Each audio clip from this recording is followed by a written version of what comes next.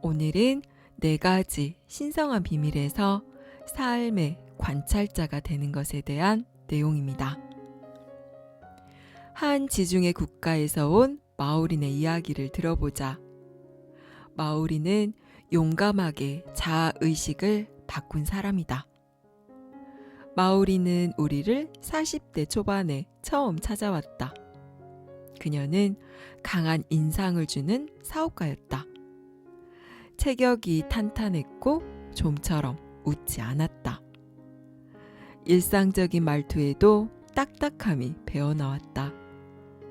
하지만 온전함을 향한 여정 동안 마오리는 진정한 변화를 경험했다. 마오리는 고작 8, 9살 어린 나이에 모르는 사람에게 강간을 당했다. 그 사람은 강간 후 마오린에게 침을 뱉으며 못생긴 계집애라고 말한 뒤 가버렸다. 어른이 되고 자존감이 무섭도록 바닥을 치고 분노가 치솟는 일이 반복되자 마오리는 수년 동안 정신과 치료를 받아야 했다. 2번 결혼했고 실적이 뛰어난 사업가이며 일에 있어 냉정하고 효율적이라는 평판을 받았지만 정작 본인은 한 번도 존중을 원하는 만큼 받아본 적이 없다고 느꼈다. 우리와 함께 깊은 명상 상태로 들어간 마오리는 생애 처음으로 거리를 두고 수동적인 목격자의 시선으로 자신의 인생 전체를 보기 시작했다. 그런 일은 내 인생에서 일어나지 않았어야지. 내 인생은 이래선 안 돼. 라고 자신에게 소리치던 전쟁 중인 자아는 더 이상 거기 없었다. 무엇이 그래야 한다. 혹은 그렇지 않아야 한다라는 생각도 없었다.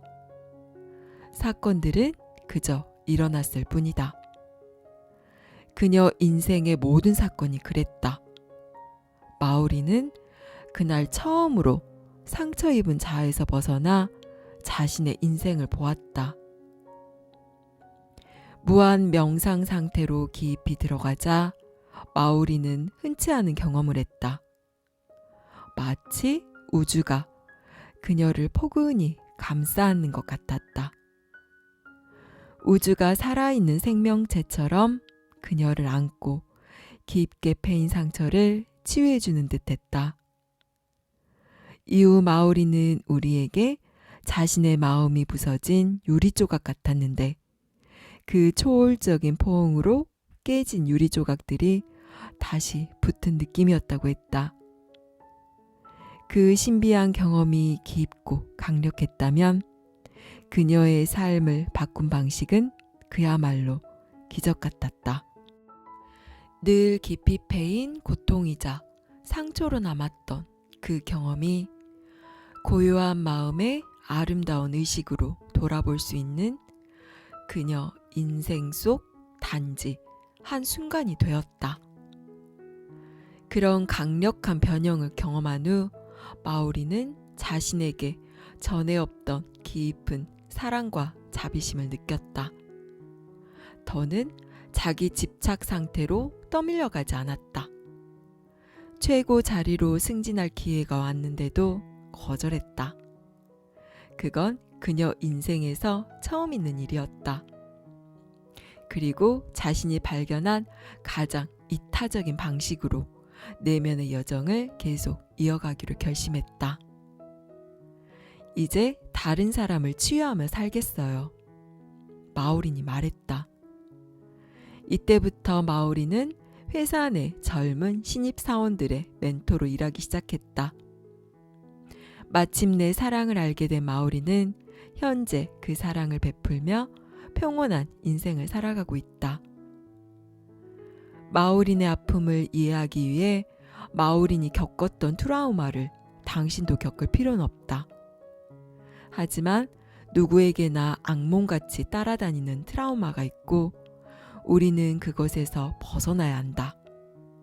화목한 상태로 깨어나야 한다.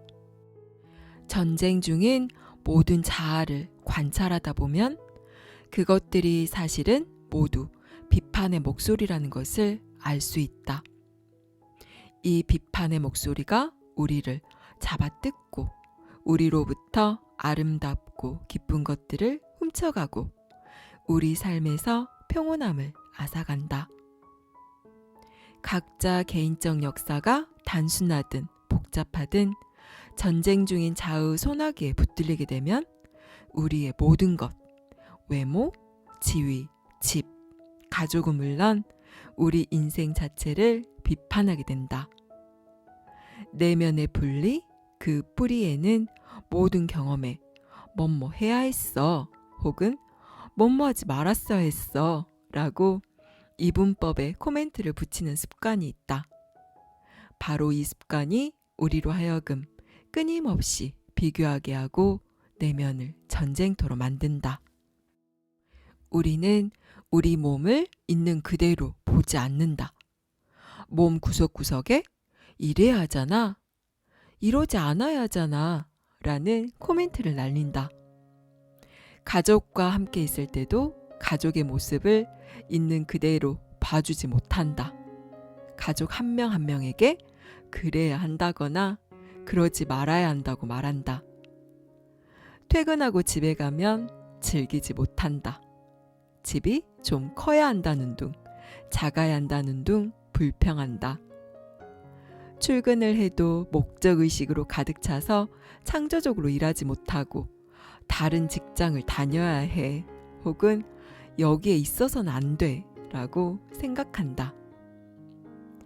삶의 관찰자가 되면 그 모든 코멘트가 불필요해지고 마른 이파리처럼 떨어져 나간다. 알아차림의 강물 속으로 휩쓸려 들어가 사라져버린다. 그리고 존재의 깊은 곳에서 퍼져나오는 고요와 기쁨을 느낀다. 이런 훌륭한 의식 상태에서 자신은 물론 그 누구도 비난하지 않고 모든 실수와 잘못을 이해한다. 자신에 대한 변명도 타인에 대한 비판도 없이 모든 실패를 받아들인다. 다른 사람의 평가에 따라 당신의 몸을 보지도 당신 자신을 보지도 않는다. 그리고 화내는 자신, 질투하는 자신, 외로운 자신과 편해진다. 당신의 모든 부분이 옳다. 당신의 모든 부분이 마음에 든다. 관찰과 함께하는 이런 의식 상태라면 자유와 자비의 진정한 의미를 깨달을 것이다.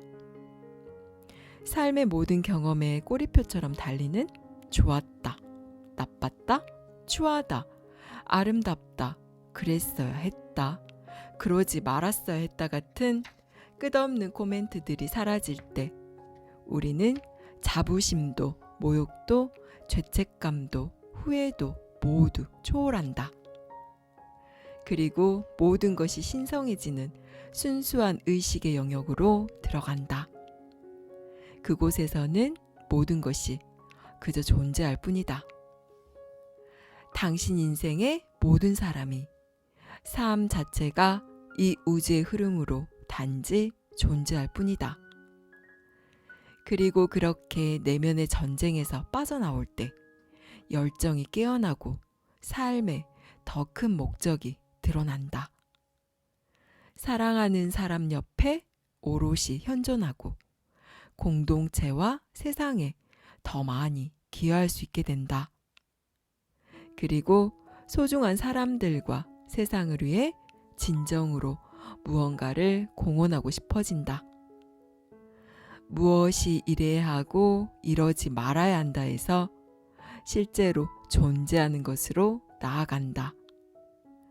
그리고 우리 인생과 사랑에 빠진다.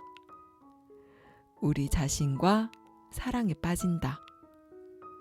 이것이 바로 아름다운 의식 상태이다. 여기까지 4가지 신성한 비밀이었습니다. 당신이 지금 벌이고 있는 삶의 전쟁은 무엇인가요? 당신을 가장 힘들게 하고 있는 것은 무엇인가요? 어딘가에 박혀 있는 가시처럼 늘 당신을 신경 쓰이게 하고 아프게 하는 것은 무엇인가요? 당신이 괴로운 이유가 무엇이든지 간에 그것의 가장 근본적인 원인은 자기 집착 때문입니다. 우리는 모두 습관적으로 끊임없이 타인과 자기 자신을 비교하며 있는 그대로의 나 자신과 현실을 받아들이지 못하고 내면의 전쟁을 일으키고 있습니다. 내 현실은 이래야 하고 저 사람은 저래선 안 되고 내 모습은 이 정도는 되어야 한다며 세상과 타인을 통제하고 조종하려 하고 심지어 나 자신에게까지도 일정한 틀에 맞추어 재단하려는 쉼없는 노력을 합니다. 하지만 자세히 들여다보면 이 모든 것들 또한 내 생각 안에서 일어나는 헛된 집착에 불과합니다. 세상과 타인에 대해서 내가 내세우는 판단과 분별의 잣대는 어디에서 가져온 것인가요? 내가 내 자신에 대해 세우는 기준은 과연 진실인가요? 모두 내가 스스로 내 생각으로 지어낸 관념일 뿐이지 않은가요? 삶에서 무엇이 그렇게 되어야 한다든가 혹은 그렇지 말아야 한다든가 하는 것은 없습니다. 모든 것은 그저 일어날 뿐이고 거기에 대해서 좋다, 싫다, 분별하는 우리의 생각이 있을 뿐입니다. 일어난 일에 아무런 생각을 더하지 않고 바라본다면 그것은 그것 자체로 아무 일 없는 그저 일어날 뿐인 일이 되는 것이지요. 물론 이미 생각과 감정이 조건화되어 있는 우리에게 일어나는 일을 아무런 판단과 분별 없이 바라보고 받아들인다는 것이 쉽지는 않은 일입니다. 하지만 그것이 우리에게 고통을 불러온다면 있는 그대로를 바라보는 연습을 할 필요가 있습니다. 내 안에서 일어나는 무수한 판단 분별의 제잘거림을 꺼버리고 모든 것을 있는 그대로 아무런 생각을 더하지 않고 바라보세요.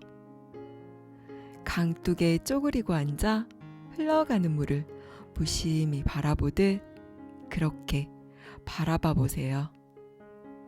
어떤 것이 이래야 하고 저래야 하는 것은 없습니다.